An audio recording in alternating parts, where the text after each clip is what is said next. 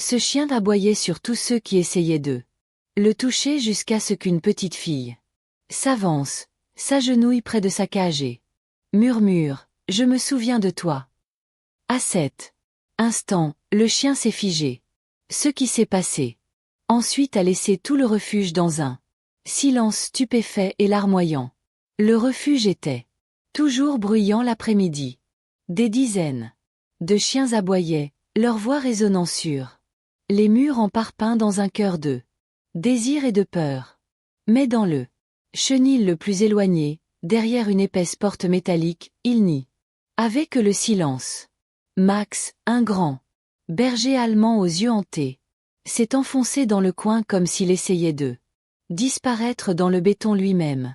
Ses côtes transparaissaient à travers son pelage emmêlé, et, peu importe le nombre de fois où le personnel lui apportait des couvertures propres, il ne s'allongeait jamais dessus. Il s'accroupit simplement, le regard méfiant et méfiant. « Ne vous approchez pas trop », avertissait l'un des bénévoles. « Tout nouveau venu. Il va craquer si tu essaies de l'attraper. » Et c'était vrai. Lorsque les mains s'approchèrent, les lèvres de Max se retroussèrent dans un grognement silencieux, et son corps se raidit. De panique. Ils ont tout essayé. Des voix douces, des friandises, et même des dresseurs professionnels. Rien n'a fonctionné. Il ne mangerait pas si quelqu'un le regardait. Il ne voulait pas marcher en laisse. Et il ne cessait de regarder la porte, comme s'il attendait quelqu'un qui ne viendrait jamais. La plupart des visiteurs ne s'arrêtaient même plus devant son chenil. Ils passèrent rapidement devant nous, attirés par des visages plus amicaux et des queues qui remuaient. C'était plus facile de faire comme s'il n'était pas là. Il est plus facile d'oublier le chien dont le cœur s'est brisé si complètement qu'il ne pouvait plus supporter un autre contact. Le personnel avait commencé à accepter la vérité non dite. Certains animaux n'ont pas pu être sauvés. Mais même alors, l'histoire de Max n'était pas terminée. C'était un matin gris lorsque la porte de l'abri s'est ouverte et qu'une femme est entrée à l'intérieur, son manteau humide à cause de la bruine. À ses côtés se trouvait une petite fille serrant un lapin en peluche contre sa poitrine. Elle regarda autour d'elle avec de grands yeux scrutateurs. Le directeur du refuge les a rencontrés dans le hall. « Puis-je vous aider ?» demanda-t-elle doucement. La voix de la femme tremblait. « Nous avons perdu notre chien il y a plus d'1 an lors de notre déménagement.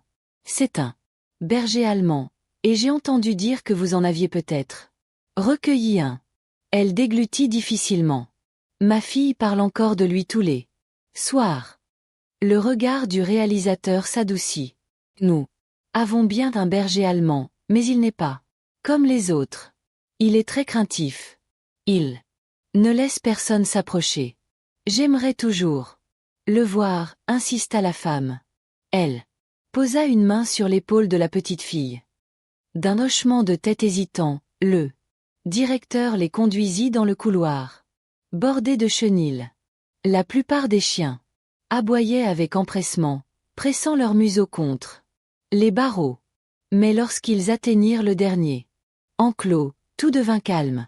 Max était recroquevillé sur lui-même dans le coin le plus éloigné. La tête tournée. Au bruit des pas, il leva les yeux. Tendu et fatigué. La petite fille s'avança. Elle n'a pas bronché à son grognement. Au lieu de cela, elle pressa sa petite main contre les barres de métal froides.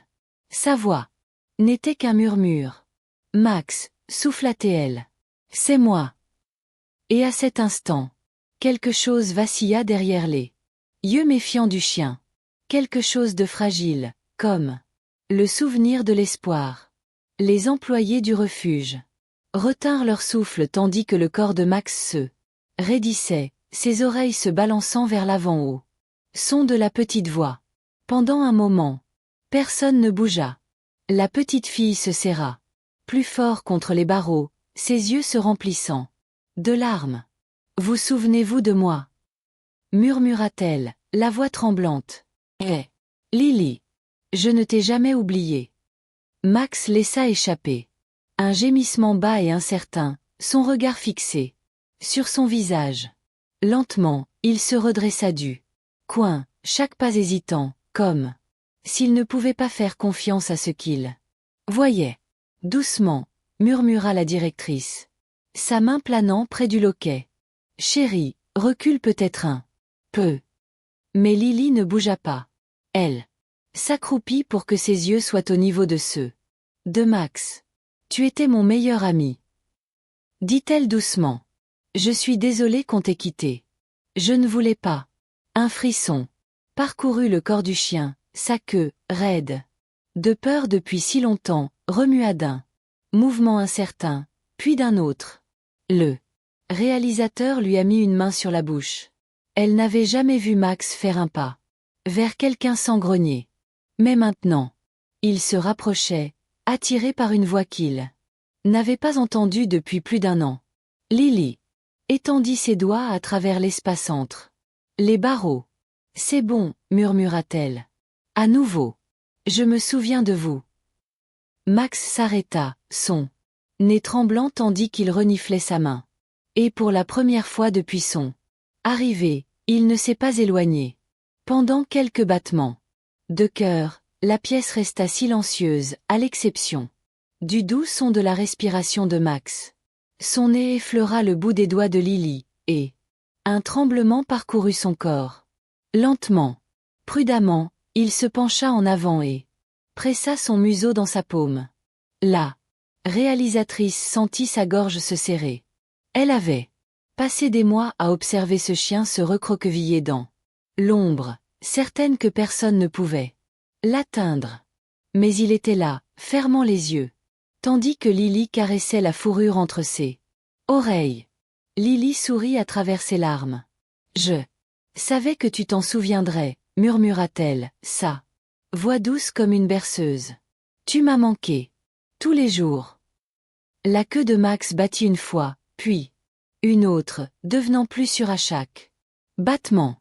Il pressa son corps plus près des barreaux, s'imprégnant de son odeur comme s'il essayait d'être sûr qu'elle était réelle.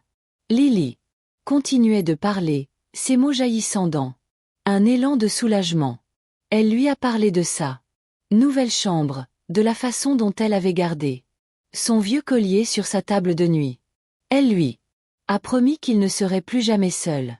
L'une des volontaires s'essuya les yeux, sa voix se brisa alors qu'elle murmurait « Regardez !» Le Max bougea, pressant sa joue contre le métal froid comme s'il essayait de le traverser pour l'atteindre. Ses yeux autrefois plats et vides, maintenant montrés avec quelque chose qui ressemble beaucoup à l'espoir. Pour la première fois depuis longtemps, il ne se contentait pas de survivre. Il se souvenait de ce que cela faisait d'appartenir à un groupe. Les papiers d'adoption ont été signés plus rapidement que quiconque aurait pu l'imaginer. Le directeur a à peine eu le temps de terminer expliquer les formulaires avant que la mère de Lily ne lui mette le stylo dans la main. « Nous ne le quitterons plus, dit-elle. Fermement, sa voix ferme, malgré les larmes qui brillaient dans ses yeux. Max attendait dans le chenil, observant chaque mouvement, avec de grands yeux incertains. Mais quand Lily revint, tenant la vieille laisse bleue qu'il portait quand il était chiot, sa queue remua. Timidement. Prêt à rentrer à la maison? Demanda-t-elle doucement. Avec un vin doux, Max s'avança.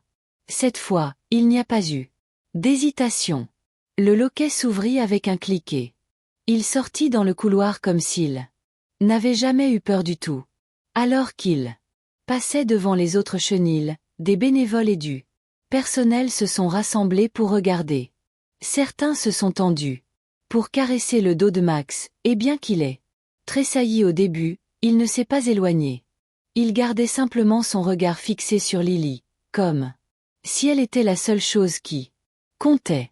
Dehors, le ciel s'était dégagé. La pâle lumière du soleil tombait sur les marches de l'abri tandis que Lily s'agenouillait pour le serrer dans ses bras, ses petits bras enroulés autour de son cou épais. « Tu es en sécurité maintenant, murmura-t-elle. Dans sa fourrure. Je te le promets.